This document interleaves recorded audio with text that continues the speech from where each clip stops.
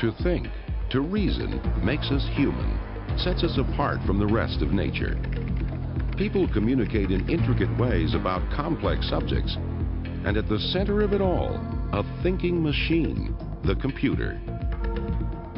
With it, our thoughts can be recorded. What once seemed impossible now seems commonplace. Today, computers are capable of amazing tasks that boggle the mind. But the evolution of a thinking machine, a computer, engaged some of the greatest minds of the last 2 centuries. The story of the computer contains squandered chances, fortunate accidents, frequent missteps, fantastic insights, and unprecedented genius. It is the story of a machine that helps us win a war, figures in the creation of weapons of inconceivable destruction, and sends us into space. The birth of the computer spawned the growth of whole industries, led to the world's greatest personal fortune, and will increasingly affect the lives of everyone on Earth. Thinking machines, the creation of the computer.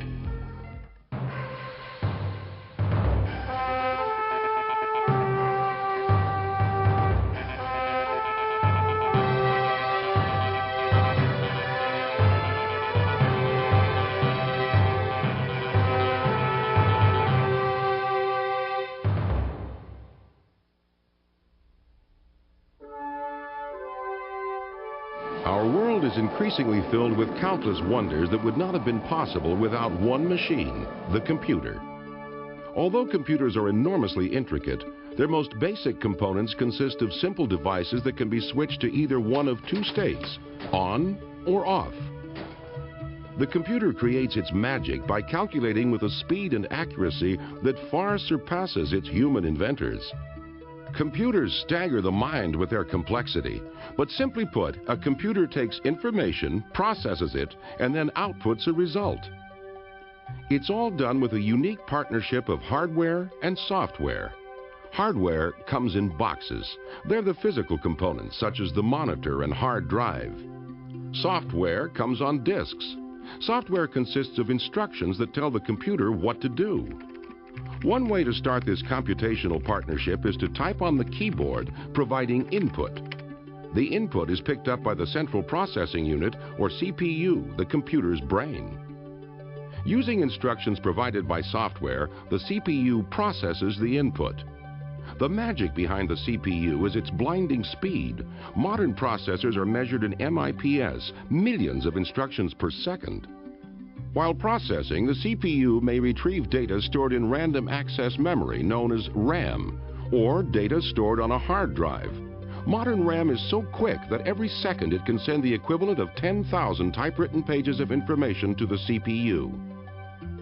And modern hard drives can store the equivalent of 250,000 pages of typewritten material. After processing, the CPU outputs information, often on a monitor. The whole procedure is usually so quick that it appears instantaneous. Today, computers are so commonplace we take them for granted. But not long ago, computers only existed in the imagination of a few visionaries. The search for machines that could figure quickly and accurately has seized the human imagination for thousands of years.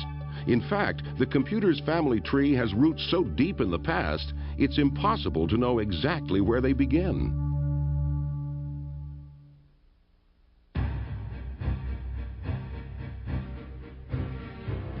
By the early 19th century, the European Industrial Revolution was well underway, and the development in production and commerce came from the maturing fields of engineering, navigation, surveying, finance, and science. The practical application of these fields relied on volume after volume of tables. Tables for trigonometry, tides, interest rates, multiplication, and gravity. Tables were critical. The actual figuring was done by people who specialized in mathematical computation. Surprisingly, these people had a familiar job title. They were called computers. These human computers toiled over their tables incessantly, monotonously, and made mistakes. Typically, tables were full of errors. The requirement for accurate tables introduced one of the most eccentric and brilliant figures into the story of computers, Charles Babbage. Oh, Babbage was an extraordinary scientist. I mean, Babbage was a great scientist. Babbage was 100 years ahead of his time. You can't say that about many people, but you could say that about Babbage. Charles Babbage represented that extraordinary element of British society, the scientist aristocrat. Many were known for their eccentricities, and Babbage was no exception. As a youth, Babbage devised footwear of hinged boards intended to allow him to walk on water. Never one to shirk adventure, he tried them out himself, but flipped over and nearly drowned. Babbage demonstrated his brilliance in mathematics while attending Trinity College in Cambridge. In 1820, Babbage was checking the accuracy of calculations made for the Royal Astronomical Society and kept finding errors. He reasoned that a machine could be constructed that would calculate the tables and directly print the results. He called the machine the difference engine. He drew up plans for a section of the device and had it built with his own funds in 1822. Babbage couldn't pay for the construction of the entire device, but since the greatest beneficiaries would be the British government and people, he made the extraordinary step of petitioning the government for a grant. In 1823, the Treasury provided the project with startup funds. Government support for the computer industry is nothing new. It's very much a big topic in the news today, and it will continue to be. Computing is an expensive proposition, and it usually requires some government support if it's going to get anywhere. Babbage hired a mechanical engineer, set to work on a complete design for the difference engine, and immediately ran into difficulties. The mechanical machine shops of the time were not advanced enough to produce parts in the precise measurements that Babbage's plans required. So Babbage designed better machine tools, which would eventually improve the entire state of British tool manufacturing. By 1829, Babbage had spent the £1,500 grant from the government and even more than that from his own funds. But only a few bits and pieces of machine had been completed. Babbage's project began to attract critics. He was plagued by several problems. One of his problems being his perfectionism, another problem being that his work was not understood or appreciated by the people of his time. Babbage had many enemies. Even London's organ grinders despised him because he had tried to have them banned as their music interfered with his thinking. But the inventor continued to toil, and finally, in 1832, there were enough parts to assemble a section of the engine. It functioned perfectly, solving equations and producing 6-digit results. But it was only a small part of the proposed machine.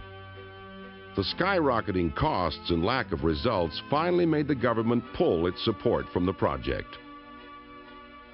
Although disappointed by the cancellation, Babbage had contributed to the project's demise by suggesting that a new device he had conceived, the analytical engine, would be vastly superior to his old design. Babbage, in hindsight, probably should have finished the difference engine and seen how far he could have gone with that before starting the analytical engine. There's no question that the analytical engine was more than he could handle. Babbage was obsessed with his new idea. With the analytical engine, Babbage asked himself, why not build a machine that could solve any mathematical problem? At the age of 43, Babbage had the vision of a computer, a vision he pursued for the rest of his life. The extraordinary fact is that Babbage's overall design for the analytical engine had many components analogous to those in a modern computer. The heart of the machine, the mill, made the calculations, like the central processing unit of modern computers. An oblong structure, the store, held numbers to be used in the calculations, like modern computer memory. Instructions and numbers could be fed into the machine using punch cards. Much of what we know about the workings of the analytical engine came from the writings of Ada, Countess of Lovelace. Among the people who understood what Babbage was doing was a woman named Ada Augusta, who was the daughter of one of the daughters of Lord Byron, the poet. She had studied mathematics as a child and had quite a bit of talent. Ada met Babbage at one of his famous dinner parties that were often attended by the luminaries of British science and engineering. Babbage demonstrated the working section of the difference engine for her, and she was immediately captivated by it. She published a simple description of Babbage's vision for the analytical engine. Ada wrote some descriptions of it, and she also appended to these descriptions a hypothetical way that this machine could solve an equation. And on the basis of those descriptions, people often call her the world's first programmer. But she was never to program a real machine. As Babbage entered the last years of his life, his great work was unfinished. He had become cranky and suffered constant attack by his many enemies. In 1871, when London's organ grinders discovered that Babbage was ill, they surrounded his house and serenaded him, increasing his agony until he died. Only a small portion of the analytical engine was built in Babbage's lifetime. Babbage's vision of the computer fell into obscurity, and except for the detailed texts left by Ada, could well have been forgotten. Babbage's machines, which were never finished, which existed for the most part only on paper, were proto-computers. They were mechanical, they used gears, they used metal shafts. They weren't computers in our sense of the term, that is, they weren't electronic digital computers, but they were abstractly and on paper mechanical computers. It would be nearly 100 years before a programmable computation device would again be conceived.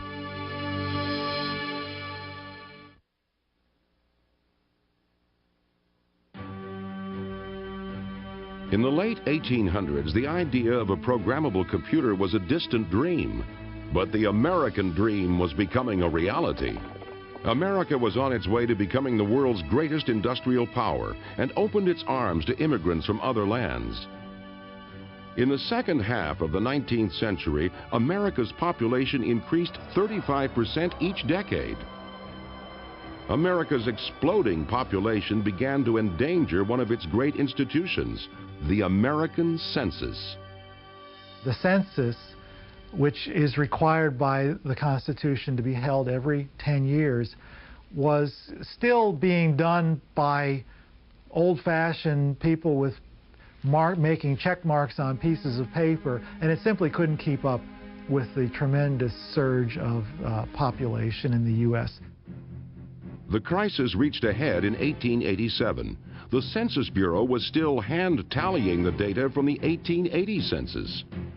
Desperate for relief, the Bureau pleaded for any method that could speed up the counting of the 1890 census. The superintendent of the census had proposals for 3 systems, so he decided to stage a contest. 2 of the systems relied on hand counting. The third, developed by a young, rather humorless former MIT instructor named Herman Hollerith, used punched cards. Punch cards would one day become the standard method of feeding high volumes of data into computers. Now, where he got this idea, we are not sure. He may have been inspired by the fact that a conductor on a railroad punches your ticket when you hand it to him. Hollerith's system beat the others easily. In the tabulation portion of the test, it was nearly 10 times faster. The Census Bureau leased 56 of Hollerith's machines at $1,000 a year each and put them to work in July 1890. Census Bureau clerks used Hollerith's machines to punch the cards and then tabulate the results. Scores of operators were trained to use the puncher quickly and accurately. The tabulating was done with electricity. A metal pin that passed through a card hole made electrical contact with a cup of mercury, completing a circuit that was registered on a tallying device that consisted of rows of clock-like dials. Hollerith's machines were a step toward the later development of computers. They significantly sped up the processing of information.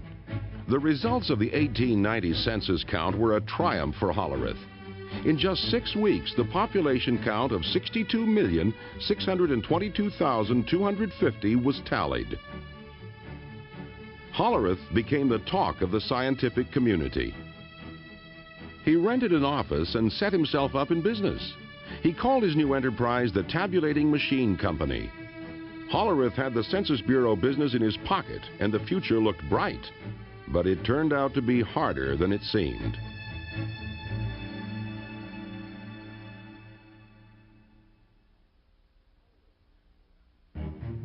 Hollerith's natural aptitude for mechanical devices was obvious, but he also proved himself to be a dogged businessman. He drummed up business among one of the biggest industries of the day, the railroads. With the increase in population and the push west, the railroads had grown into enormous organizations with personnel, stations, cars, and customers scattered all across the country. Hundreds of clerks produced tons of paper to help track and manage these vast empires. Hollerith convinced the New York Central Railroad to try out some of his machines. The experiment wasn't a success. Hollerith's machines could compute fast enough for census work, but couldn't keep up with the speed and volume of the railroad business. After 3 months, the machines were removed. Hollerith was short on capital and faced ruin. He moved his family into his mother-in-law's house. He sold his assets, even his horse, to raise money to redesign his machines, to improve their speed, reliability, and ability to make additions. Hollerith even customized the punch cards for business computations, such as adding columns to store dollars and cents. After a solid year of tedious work, Hollerith returned to the New York Central and offered them free use of his new, improved, and faster computing machines for a year. Within 3 months, the railroad was convinced and contracted to lease the machines. The Tabulating Machine Company was back on track. Hollerith had avoided bankruptcy and now had more work than he could handle. And Hollerith, you could say, came along just in time. It was a combination of his invention making this available, but also the need out there required something like that. So it was a convergence of the social needs or the social factors on the one hand and the inventiveness sort of pushing from the other hand. But Hollerith was weary. He was diagnosed with a bad heart and ordered to slow down. In 1911, Hollerith sold his shares in the Tabulating Machine Company for over $1 million. Hollerith's former company was merged with 3 others and, led by master salesman Thomas Watson, grew into a major supplier of business equipment. In 1924, Watson renamed the enterprise International Business Machines, IBM. Because of Hollerith, the name IBM would become synonymous with computers.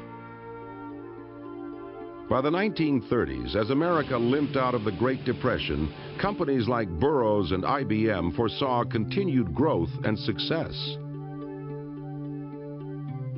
Over the next decade, progress would be slow.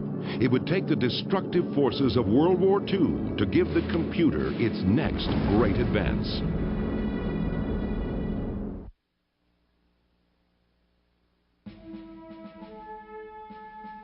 World War II spurred the development of the true computer. And in the turbulent days before the German blitzkrieg smashed Poland, a young Polish engineer walked into the British embassy in Warsaw and made an astounding proposition.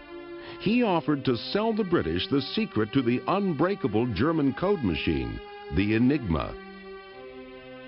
The British desperately wanted to crack the Enigma machine, used by German commanders to encrypt their most secret military radio messages. Radio is a wonderful piece of technology, but the very beauty of radio, the fact that you broadcast messages out, makes it very bad for military traffic, because the enemy can read your messages as well as the person you intended to read. So you encrypt the message.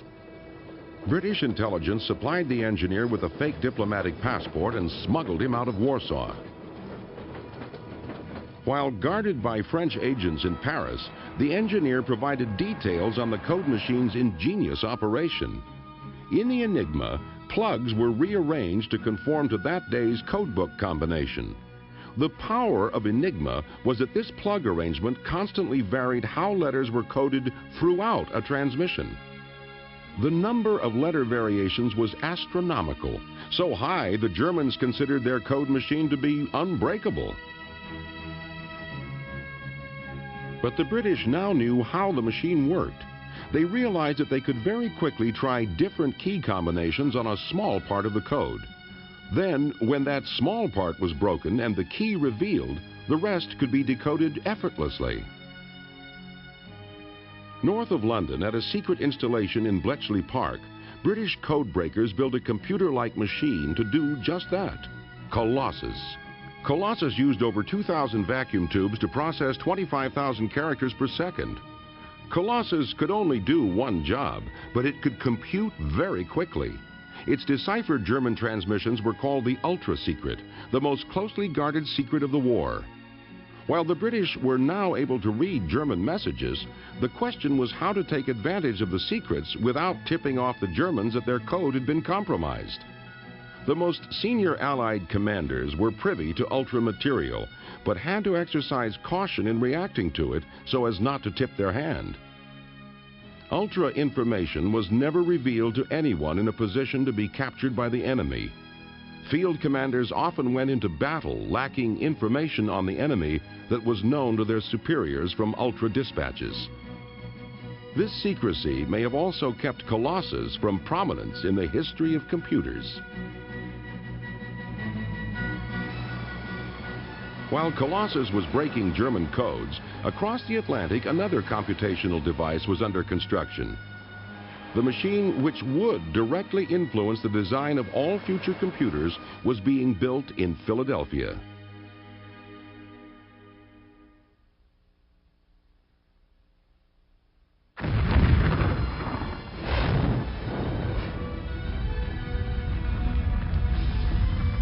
In response to the attack on Pearl Harbor, American industry quickly became a powerhouse producer of the implements of war. But by 1943, there was a critical shortage of a surprising component of the war machine: firing tables for artillery pieces. Firing tables allowed gunners to correctly aim their guns in different ranges, altitudes, temperatures, and wind conditions. To calculate these tables required enormous numbers of calculations, which at that time were done by human beings. Incidentally, these people who did them were called computers. That was their job title. And they operated adding machines, mechanical adding machines primarily. And they would simply step through these calculations and produce these tables. One of the centers of firing table calculation was at the Moore School of Engineering at the University of Pennsylvania in Philadelphia. Midway through the war, it became clear that the tables could not be produced fast enough. This was a crisis. Without tables, new guns could not be shipped to the troops overseas. To break the bottleneck, a Moore School physicist, John Mauchly, made a fantastic proposal. He suggested that he could build a giant electronic computer that would be able to figure a single trajectory in 100 seconds. The Army, desperate for a device to help them win the war, reluctantly committed to the proposed cost of $500,000. Mauchly and a brilliant graduate student in electrical engineering, Presper Eckert, set to work constructing ENIAC, the Electronic Numeric Integrator and Computer. Driven by the knowledge that friends and relatives were dying in battle while they worked in Philadelphia, the team of young engineers toiled incessantly. But could they create such a monster? Everything had to be invented from square one. And then they had to build it, and then they had to test it, and they had to put it all together and make it work reliably. And then they had to learn how to program it. Nothing close to ENIAC had ever been conceived. Nearly 100 feet long and weighing 30 tons, it contained almost 70,000 resistors, 10,000 capacitors, 6,000 switches, and 18,000 delicate vacuum tubes. Vacuum tubes burn out just like light bulbs. In a machine that contained 18,000 vacuum tubes, it was likely that at least one would always be burned out, crippling the machine. Presper Eckert found the key to making ENIAC function. He had the vacuum tubes built to high tolerances. He critically tested them, and then he ran them at low power. If you took these measures, you might be able to get the machine to work for 10 minutes, half an hour at a time. Since the machine calculated so quickly, you can get a lot of work done in a half hour. And so that's what happened. After 2 years of intense work, ENIAC was complete, a few months after the Japanese surrender. Although it wasn't finished in time to help win the war, ENIAC was a marvelous machine. Huge and hot, it could perform up to 5,000 additions, 357 multiplications, and 38 divisions every second. By far and away the most complex machine of its time, ENIAC still lacked many of the qualities of a modern computer. Its memory was very primitive. It had to be laboriously rewired each time it was programmed and couldn't make logical decisions based on its calculations. But with tremendous expenditures of time and money, ENIAC had proved that computers could be constructed. However, except for arcane scientific calculation, did anyone really want them? The question lingered, could anyone build a really practical computer?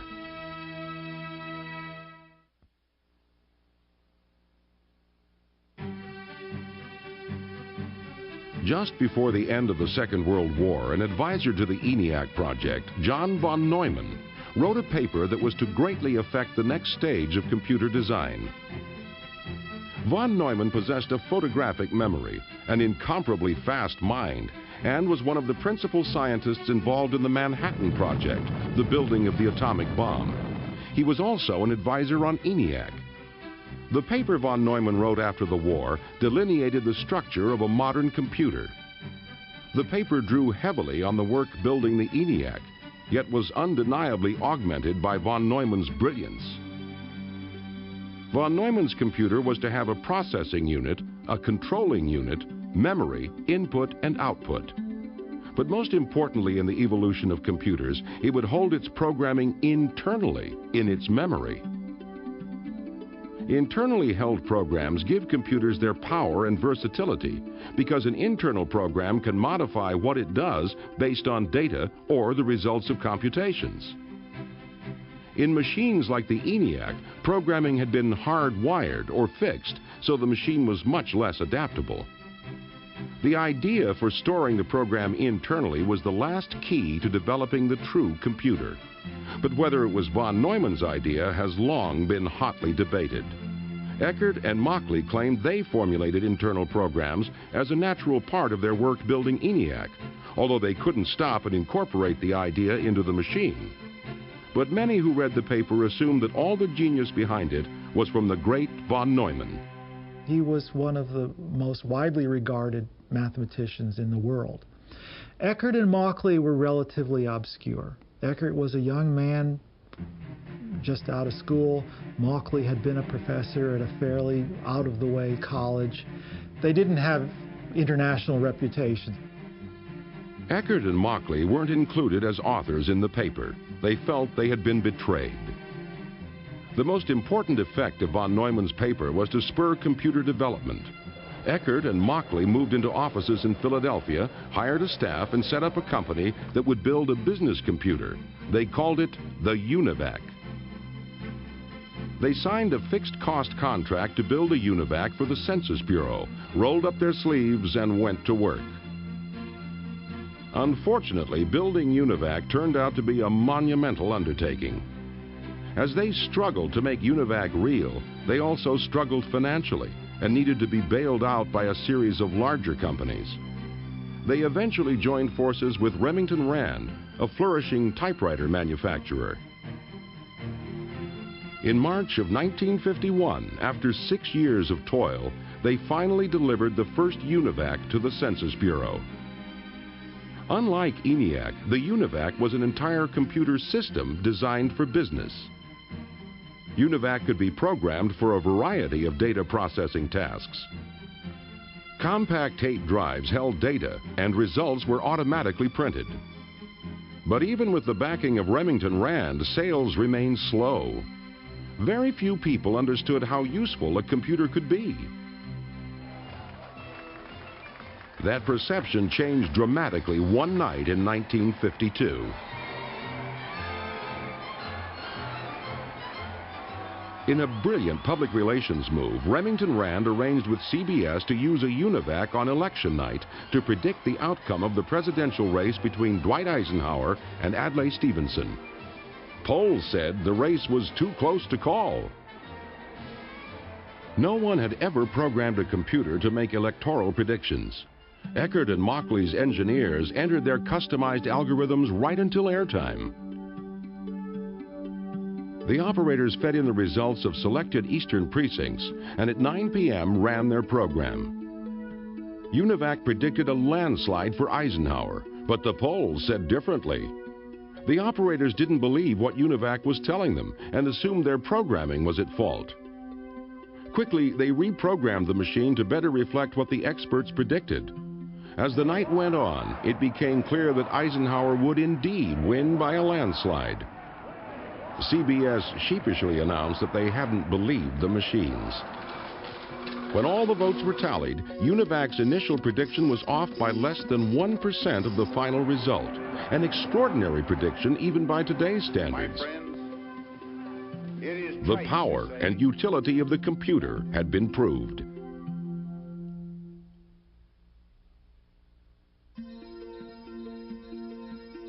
After the success of UNIVAC, various companies began to see a future in computer development. New companies like Burroughs, as well as old giants like General Electric, jumped into the computer business. But most large American businesses were dependent on the data processing systems provided by one company, the office machine monolith, IBM. IBM had no computers. IBM's aging leader, the legendary sales guru Thomas Watson Sr., was not eager to jump into the enormously costly development of computers. A computer back then contained thousands of vacuum tubes, occupied, one or more large rooms, and required a small army of attendants to run. IBM and most other people didn't see how computers could be used in business. It took Watson's son, Tom Watson Jr., to lead IBM into the computer age. As Watson himself recalls, the move was spurred by IBM's customers who were fed up with bulky punch cards. I remember particularly Jim Madden, then vice president of the Metropolitan Life, who said, we're going to cancel our IBM just the minute we learn to do this in tapes, because 3 floors of the Metropolitan Life building are used to store the cards of our customers' accounts. And if we keep going the way we will, they'll occupy the whole building. We were threatened into this progress. Faced with the prospect of losing customers, Tom Watson Jr. ordered the development of a computer. IBM's famous sales force told their customers a computer would arrive soon. In fact, it was still being planned. Finally, in 1953, IBM unveiled the 701. Although technologically inferior to the UNIVAC, the 701 and other early IBM computers were hits with the customers because they conformed to standard IBM systems and support. IBM saw the future, and it was computers. They redirected corporate efforts to computer development. IBM's efforts paid off, and by the beginning of the 1960s, the company's large mainframe computers dominated the business. But the development of the computer was about to go in an altogether different direction.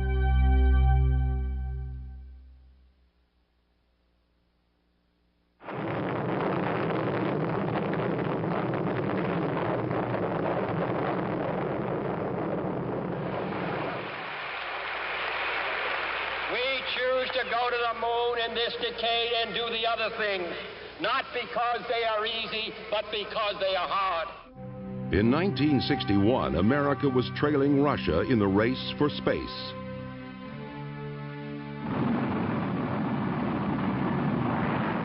(1961), a year of achievement for Soviet scientists in the race for space.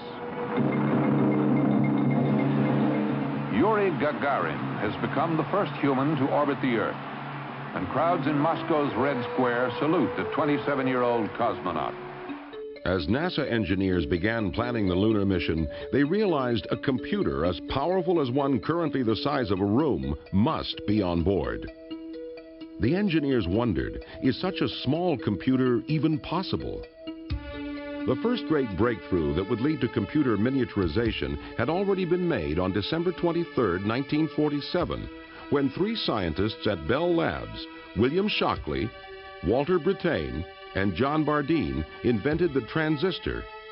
Formed on the semiconductor silicon, the transistor could replace large vacuum tubes in computers. Compared to vacuum tubes, transistors were tiny, required little power, and produced little heat. The breakthrough was sufficiently important that the three inventors of the transistor were awarded the Nobel Prize. A computer that could navigate to the moon and back would require thousands of transistors, and although small, they were not nearly small enough. The next step in miniaturization occurred in 1959 when Robert Noyce and Jack Kilby, engineers for rival transistor manufacturers, independently came up with breakthroughs that led to the same revolutionary idea: an entire network of electronic components. Transistors, diodes, capacitors, and resistors could be incorporated onto a single chip of silicon. This great innovation in electronics was called the integrated circuit. Using integrated circuits, a 10-ounce computer was built that was as powerful as a 30-pound one made of transistors. But integrated circuits had an inherent problem. They were difficult to manufacture and therefore were expensive. But the space race had started just in time to pay for them. In 1969, 5,000 integrated circuits made up the heart of each of two identical computers, one on the lunar orbiter and one on the lander. For their size, these were the most powerful computers on Earth, soon to leave the Earth entirely. Beautiful, just beautiful. I'm going to step off the limb now. As Neil Armstrong took one small step in the lunar dust, Intel engineer Ted Hoff was making the last great leap in miniaturization, developing an idea that would put an entire computer on a chip of silicon, the microprocessor. The genie would be out of its bottle, beginning the computer revolution and changing the world forever.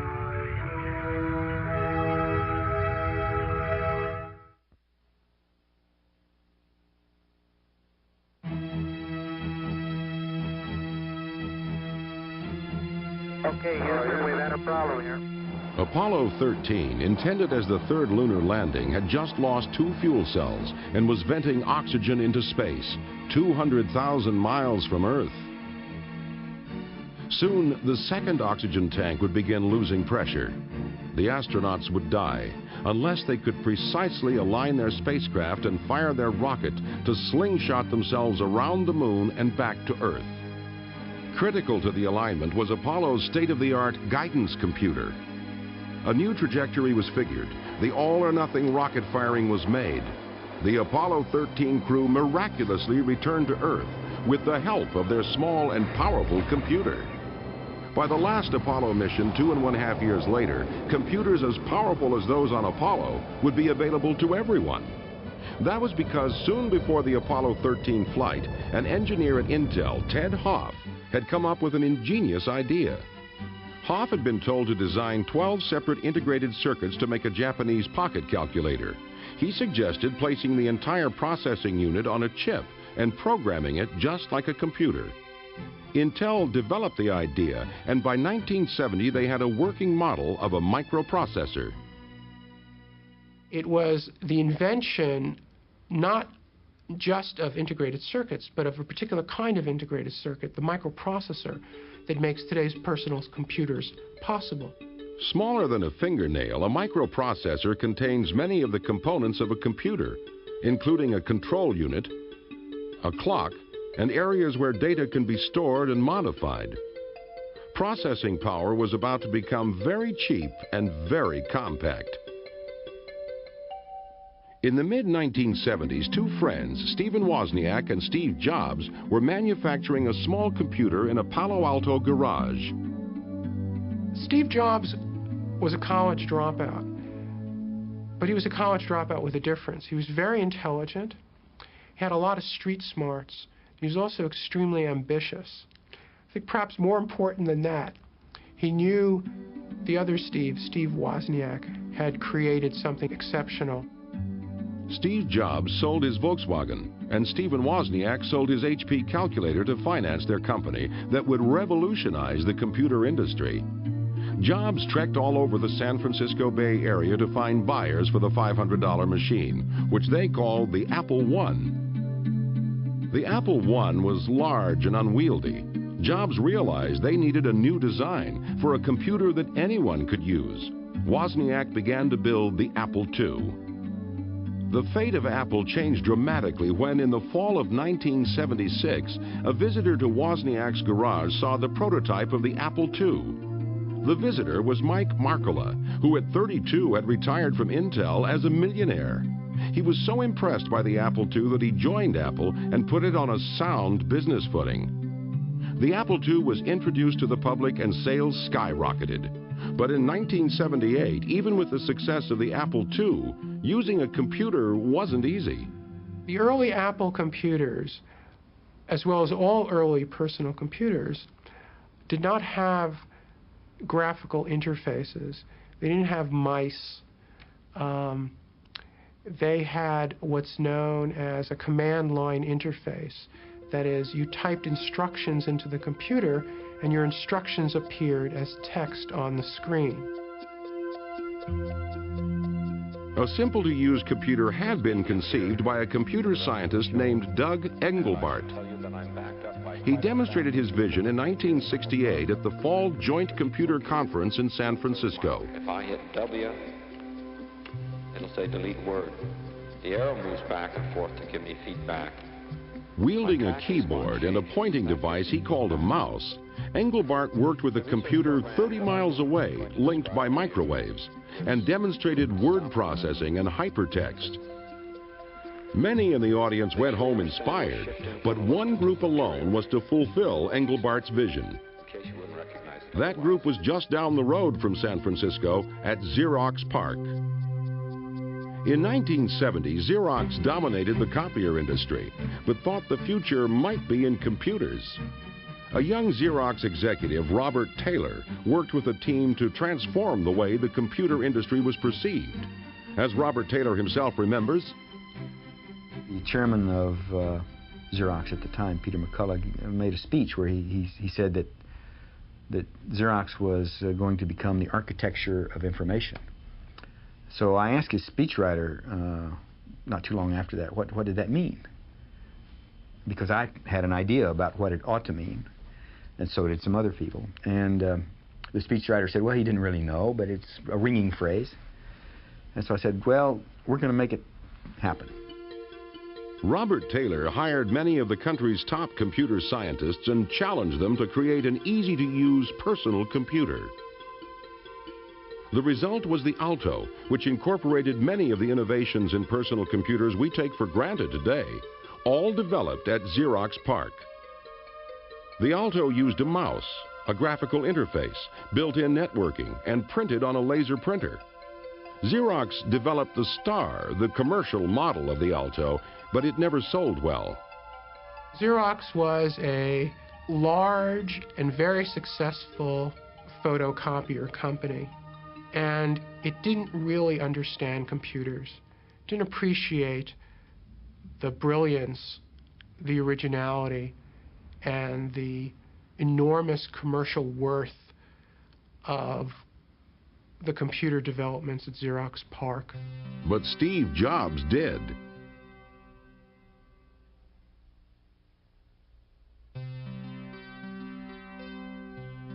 In 1979, Steve Jobs visited Xerox PARC and saw the Alto. He returned to Apple and immediately set to work on what would become the Macintosh computer, the first popular personal computer similar to those used today. What made the Macintosh easy to use was its operating system and applications, otherwise known as software. Increasingly, software was dominating the advances made in computers. Bill Gates, the young president of computing software company Microsoft, understood the importance of software to the future of computers and parlayed this vision into a vast software empire, making him the richest man in the world. The dream of a machine that could think had come from a mechanical device to an electronic one, where the bits of coded information that ran it were as important, perhaps more important, than the machine that they controlled. This may have been the best evidence that a thinking machine had arrived and could now be placed on your desk. Soon, nearly half the jobs in America would use the computer. Within the decade, microprocessors would be everywhere, incorporated into automobiles, appliances, and scientific instruments, significantly increasing their capability and reliability. Unprecedented fortunes would be made in businesses that hadn't existed a decade before. Education would be transformed forever, as the access to information would be transferred from libraries and universities to your desktop. The Earth would shrink with unprecedented speed as a worldwide communication grid became accessible to anyone with a computer and modem.